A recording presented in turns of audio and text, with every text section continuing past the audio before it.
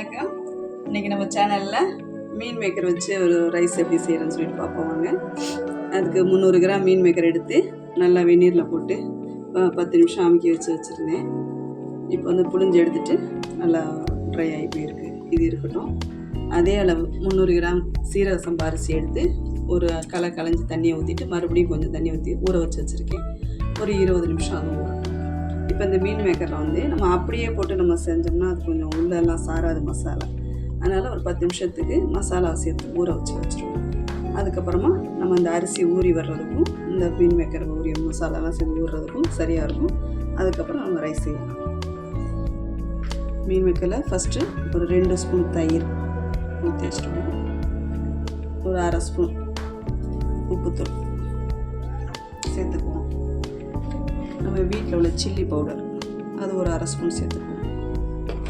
பிரியாணி மசாலா அது ஒரு 1/2 ஸ்பூன் சேர்த்துக்குவோம்.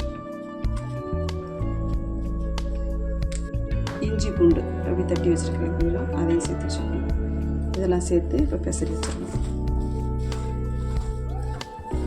இப்போ பெசரி வைக்கும்போது நல்லா உள்ள எல்லாமே நல்லா சேர்ந்துக்கும். ஏன்னா எங்கள் மீன் மேக்கரும் நல்லா வெந்நீரில் நல்லா ஊறி வந்துருக்குது. அதனால் சாஃப்டாக இருக்கும். நம்ம இந்த பெசரி இந்த தயிரெல்லாம் சேர்ந்து பெசரும்போது புளிப்பு உரப்புன்னு எல்லாமே சேர்ந்து நல்லா சேர்ந்துக்கும். இது அப்படியே ஊறட்டும். ஒரு 10 நிமிஷம் ஆகட்டும். எப்பவும் போல் அடுப்பை ஃபஸ்ட்டு ஆன் பண்ணிவிட்டு குக்கர் வச்சுருக்கேன். நம்ம யூஸ்வலாக யூஸ் பண்ணுற எண்ணெய் ஒரு 50 மில்லிக்கிட்ட ஊற்றிக்கலாம். அதிலே நெய் இதிலே சேர்த்து விட்டுட்டோம்னா நமக்கு சேர்ந்த மாதிரி வந்துக்கும். 1/2 ஸ்பூன் ஊற்றிருக்கேன்.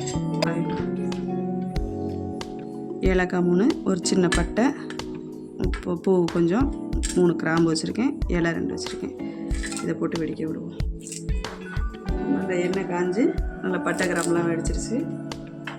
வந்துட்டு கருவேப்பிலை 2 குச்சி போட்டுக்குவோம். வெங்காயம் பெரிய வெங்காயம் எடுத்து 1.5 வெங்காயம் நறுக்கி வச்சுருக்கேன், அதையும் போட்டுக்கலாம். பச்சை மிளகா 2 பச்சை மிளகா எடுத்து அதையும் உடச்சி வச்சுருக்கேன், அதையும் போட்டுக்கலாம். நல்லா வெங்காயம் வந்து எல்லாம் எப்பவும் போல் ப்ரௌன் கலரில் நல்லா மாறி வரணும். அதான் டேஸ்ட்டு கொடுக்கும், நல்ல வாசனையாகவும் இருக்கும். வெங்காயம் நல்லா வதங்கிடுச்சு, கலரும் மாறிடுச்சு. இந்த ஸ்டேஜில் வந்துட்டு மல்லித்தலை கொஞ்சம் போட்டுக்குவோம். அதே போல் புதினாவும் கொஞ்சம் போட்டுக்குவோம். நச்சது கொஞ்சம் இருக்குது, அதையும் போட்டுருவோம். தக்காளி ஒரு நார்மல் சைஸ் தக்காளி 2 தக்காளி எடுத்து நறுக்கி வச்சுருக்கேன், அதையும் போட்டுக்குவோம். தக்காளி வதங்குறதுக்காக ஒரு கொஞ்சம் போல் உப்பு போட்டுக்குவோம். நல்லா வதங்கும். கொஞ்சம் வந்துட்டு இது வதங்கும் போதே கொஞ்சம் ஒரு 1/2 ஸ்பூன் மஞ்சள்தூள் 1/2 ஸ்பூன் சேர்த்துக்குவோம். மிளகாத்தூள் கொஞ்சம் போட்டுக்குவோம் 1/2 ஸ்பூன். பிரியாணி மசாலா 1/2 ஸ்பூன் போட்டிருக்கேன். ஏற்கனவே வந்து மீன் மேக்கரில் அதெல்லாம் போட்டு பரட்டி வச்சுருக்கோம்.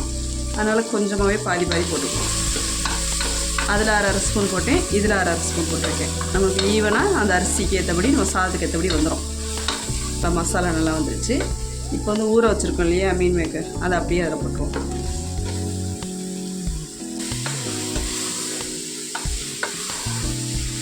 நல்லா அந்த எண்ணெயும் நெய்யும் ஊற்றிருக்கோம் இல்லையா, அதிலே நல்லா ஒரு 2 நிமிஷம் நல்லா வதக்கணும்.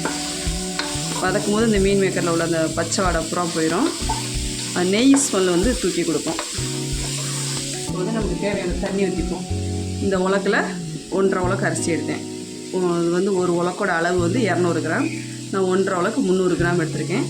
இதில் வந்து இப்போ 2 மடங்கு தண்ணி ஊற்றுவோம்.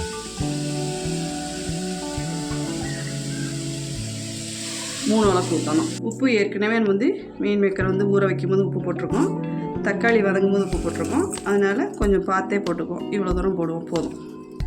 இது வந்து 1 ஸ்பூன் உப்பு.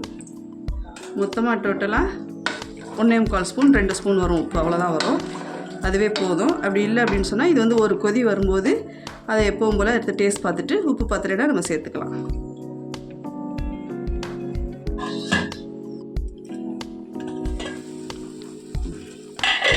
நல்லா கொதி வந்துருச்சு. இப்போ நம்ம ஊற வச்சுருக்க அரிசி எடுத்து நம்ம அதை சேர்த்துருவோம்.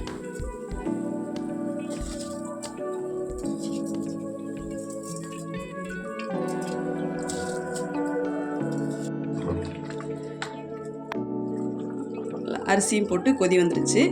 இந்த ஸ்டேஜில் வந்து மசாலா போதுமா உப்பெல்லாம் போதுமான்னு சொல்லிட்டு டேஸ்ட் பண்ணி பார்த்துங்க. ஆனால் நான் போட்ட அளவுக்கு போதும், அதனால் அப்படி இருக்கட்டும்.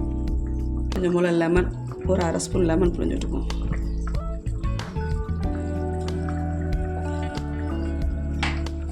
புழிஞ்சிட்டு கொஞ்சம் போல் புதினாவும் மல்லித்தலையும் கலந்து மூடி வச்சு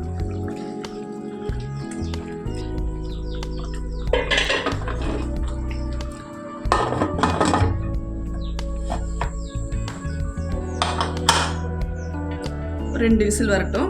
நம்ம அப்புறம் ஓப்பன் பண்ணிட்டு பார்ப்போம். 3 விசில் வந்துருச்சு. நல்லா ஸ்டீமும் இறங்கிருச்சு. இப்போ சாப்பாடை ஓப்பன் பண்ணி பார்ப்போம்.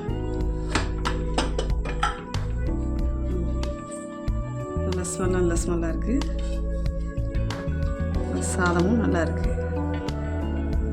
நல்லா ஒத்தையாக நல்லா இருக்குது.